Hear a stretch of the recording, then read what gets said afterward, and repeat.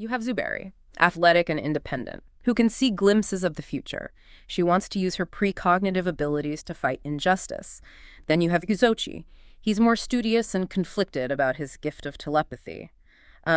He desires a better life in up high, but feels a strong responsibility to help his people in the lower city.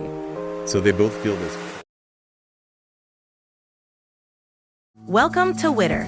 Who Has Time to Read? The podcast that brings deep dives for busy minds. Listen to AI hosts Jane and Dane and get ready to unpack the world's most captivating books in just a fraction of the time. Whether commuting, working out, or just squeezing in a quick break, we deliver key insights, thought-provoking themes, and takeaways you can carry into your day. Don't forget to like, subscribe, and leave a comment. Plus, use our links in the description to purchase this book. Your support helps us bring more engaging book discussions to you. Listen and follow us wherever you get your podcasts. Who has time to read? You do, with Witter. Welcome back to Witter, your source for deep dives for busy minds. It's Black History Month. Huh. And we're continuing our Black Voices series with a look at Nubia, The Awakening. It's the debut novel in a thrilling trilogy. It's co-written by actor Omar Epps and veteran editor Clarence A. Haynes. Oh, it's a fantastic pick for this series. It really dives into complex aspects of the Black experience, but through a sci-fi lens, you know? Yeah, definitely. So the story plunges us into a flooded New York City in 2098. Tell me about this dystopian world the authors have created. What stood out to you about the setting? Well, you immediately notice this stark divide. There's the luxurious sky city up high. Yeah. And it's made possible by anti-gravity tech, which is fascinating in itself. But then there's the lower city, struggling with limited resources, and the constant threat of rising waters. And that's where most of the Nubian refugees have ended up. So we have this advanced technology, but alongside, environmental challenges. Yeah. It seems like the perfect backdrop for conflict, right? Yeah. And then you bring in St. John Enterprises, this powerful corporation controlling the privatized militia. Right. Led by a figure named Crazen St. John. It makes you question who really holds the power in this world and what they intend to do with it. For sure. Now, let's talk about the heart of the story, the Nubians. Can you explain the significance of Nubia itself and these kinetic abilities that are resurfacing? So Nubia represents a fictional African utopia. It was devastated by an environmental disaster, forcing its people to flee and become refugees. And these kinetic abilities, like precognition and telepathy, they were once common among Nubians, but they've been dormant for generations. It's almost like a forgotten legacy is resurfacing amidst all this social and environmental upheaval. Yeah, it definitely creates a sense of mystery and anticipation. Now we're introduced to three teenagers, Zuberi, Uzochi, and Lencho. Each has a unique kinetic gift, and they all face difficult choices. What can you tell us about their individual journeys? Well, you have Zuberi, athletic and independent, who can see glimpses of the future. She wants to use her precognitive abilities to fight injustice. Then you have Uzochi. He's more studious and conflicted about his gift of telepathy. He desires a better life in up high, but feels a strong responsibility to help his people in the lower city. So they both feel this pull towards helping their community. What about Lencho? Lencho is a fascinating character because he takes a different path. He's driven by anger and ambition. He joins the Divine Sun's gang to gain recognition through his ability to drain others' energy. You see how he represents the temptation to use power for personal gain, even if it means hurting others. It seems like all three characters embody different responses to oppression and hardship. It raises the question for our listener. If you were in their shoes, how would you navigate the challenges of this world and the responsibility of these newfound powers? Yeah, it's interesting how those choices reflect real-world responses to oppression, right? Some fight for systemic change, others seek personal advancement, and some just get swept up in these destructive forces. Yeah, you can definitely draw those parallels. And I think that's one reason this book resonates so deeply. It doesn't shy away from the complexity of the Black experience. Absolutely. It acknowledges the anger, the frustration, but also the hope and resilience that fuel the fight for justice. Right. And the setting itself plays a big role in that. This flooded New York City, it becomes a character in its own right. What did you find most striking about the world building? Well, I found myself thinking about the concept of hidden knowledge and how the book portrays it. There's this scene where the kids discover a secret network of tunnels beneath a scrapyard. And these tunnels were used by previous generations of Nubians to escape danger and preserve their history. Oh, yeah. those hidden tunnels. They weren't just an escape route. They represented a connection to a past that was almost lost, like a tangible link to their heritage. Exactly. And it made me think about the importance of oral history in preserving cultural identity, especially when faced with displacement and forced assimilation. It's like a metaphor for the resilience of Black culture, right? Mm-hmm. Even when faced with attempts to erase or suppress it, those traditions and stories find a way to survive and resurface. Right. And the reawakening of these kinetic gifts, it feels like a reclaiming of that legacy. It's this powerful idea of a younger generation tapping into their heritage and forging a new path forward, drawing strength from the past to shape their future. Which brings us back to the individual journeys of Zuberi, Uzochi, and Lencho. Their paths are so different, yet they're all connected by this shared heritage and this sudden reemergence of power. Did any specific scene or moment stand out to you as particularly impactful in their development?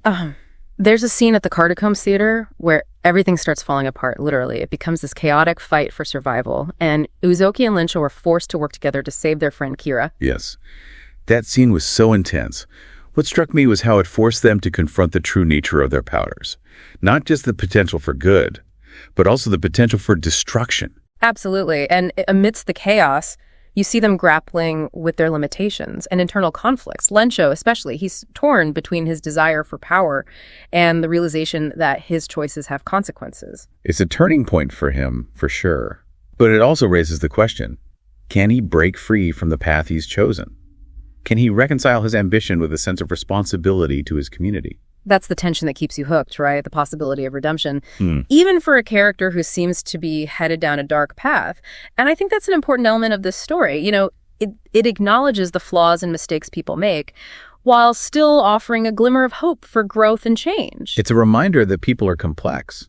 And even those who make harmful choices can still find a way back to a more positive path. It's not about excusing those choices, but about recognizing the possibility for change. And it's also important to acknowledge the nuance in how this book portrays the characters' internal lives. We see their hopes, fears, and insecurities, which makes them feel so real and relatable. That depth makes you invested in their journeys.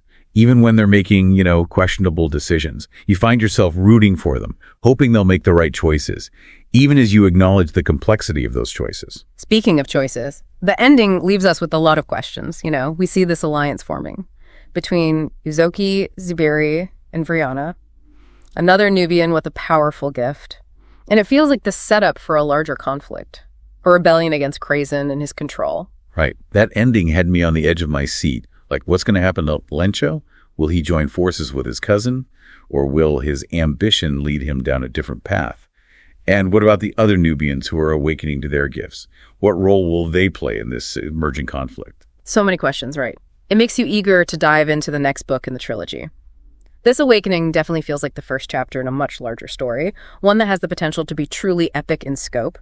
But beyond the plot itself, what really struck me was the book's exploration of Nubia as this fictional utopia. What are your thoughts on that? Yeah, it's interesting how Nubia is presented as a place destroyed by an environmental disaster, not by war or colonization. Makes you think about the interconnectedness of all things, how environmental issues can have like a ripple effect, impacting entire communities and cultures. It's a subtle but important distinction, especially when considering the real-world impact of climate change on marginalized communities. The book forces us to confront those realities, to see how displacement and the struggle for survival become intertwined with the fight for social justice. Right. It's like the story saying, we can't separate environmental issues from social issues. They're all connected. Yeah. But even in the face of those challenges, there's this persistent hope. The characters find strength in their community, their heritage, and these newfound abilities. Absolutely. And I think that's what makes this story so powerful. It's about resilience, about finding hope in the darkest of times, and about the enduring power of the human spirit to fight for a better future. It's a powerful message. And it makes you wonder, what could we learn from the Nubians? What lessons about resilience and community building can we apply to the challenges we face today? That's a great question for our listener to ponder. What parallels do you see between the struggles of the Nubians and the challenges faced by marginalized communities in our world? And what lessons can we draw from their resilience and determination? Those are important questions to consider, especially during Black History Month. This deep dive into Nubia, the awakening, has been a fantastic reminder of the power of storytelling. Yeah, it shows us how stories can be a vehicle for exploring complex social and cultural issues, while also entertaining and inspiring us. Speaking of inspiration, what other Black authors would you recommend to someone who finishes this book and wants to explore more stories like this? Oh, there are so many. Tomi Adeyemi's Children of Blood and Bone is a fantastic example of Afrofuturism, drawing inspiration from Yoruba mythology. N.K. Jemison's Broken Earth trilogy is another must-read, winning multiple awards for its exploration of oppression, resistance, and the power of nature. And for a contemporary young adult novel, Nick Stone's Dear Martin tackles issues of race, identity, and police brutality in a raw and honest way. And if you're looking for historical fiction, Colson Whitehead's The Underground Railroad is a masterpiece, reimagining the Underground Railroad as a literal train system, offering a powerful exploration of slavery and its legacy. So many incredible books to choose from. It's clear that Black literature is thriving, and there's something out there for everyone. But it's up to all of us to seek out these voices, amplify them, and support Black authors and creators. Yeah, beyond just reading. Consider supporting Black-owned bookstores and libraries.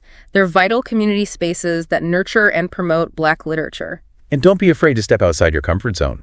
Challenge yourself to read books that offer different perspectives and explore topics you might not be familiar with.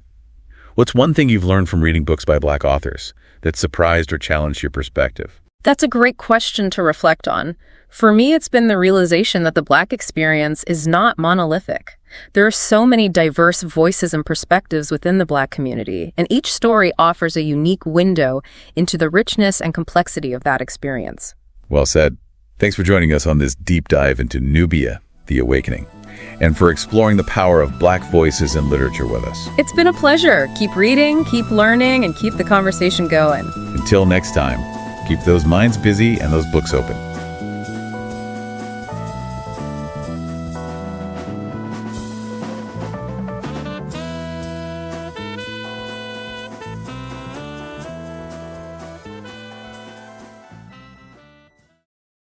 Thanks for listening to Witter, Who Has Time to Read, produced by One Media. Please support the author by purchasing the book or audiobook using the link in the description. It's a great way to help keep the art of writing alive. And stay in the loop. Subscribe to our newsletter for updates on weekly deep dives. And don't forget to share your thoughts or suggest our next deep dive at witterpodcast@gmail.com.